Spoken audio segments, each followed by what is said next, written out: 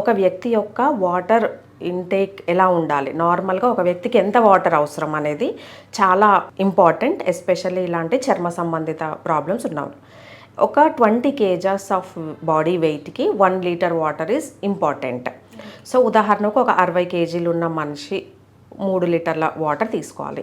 అదే చర్మ సంబంధిత ప్రాబ్లంతో సఫర్ అయ్యే వాళ్ళు ఎడిషనల్గా ఇంకా ఎక్కువ తీసుకోవడం అనేది ఇంపార్టెంట్. ఇలా హైడ్రేషన్ కంటెంట్ ప్రాపర్గా మెయింటైన్ చేస్తే ఇటువంటి సోరియాసిస్ అనేది ఇంటర్నల్ మెడికేషన్ కూడా ఉంటుంది, హోమియోపతి ద్వారా తొందరగా తగ్గే అవకాశం ఉంటుంది.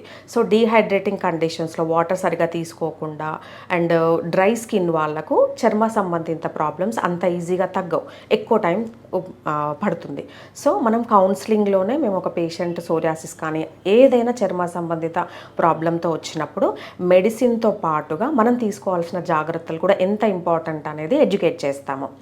సో ఇంటర్నల్గా తీసుకోవాల్సిన జాగ్రత్తలతో పాటు ఎక్స్టర్నల్గా కూడా చర్మం ఎప్పుడు మాయిశ్చర్గా ఉండాలి, తక్కువ మోతాదుల్లో కెమికల్స్ ఉండేటువంటి ప్రోడక్ట్స్ యూజ్ చేయటం, అండ్ ఫుడ్ విషయానికి వచ్చినట్లయితే ఎక్కువగా vitamin C and vitamin E and vitamin A ఇటువంటి ఫుడ్ తీసుకుంటున్నప్పుడు మన ఇమ్యూనిటీ అనేది మెరుగుపడడం జరుగుతుంది.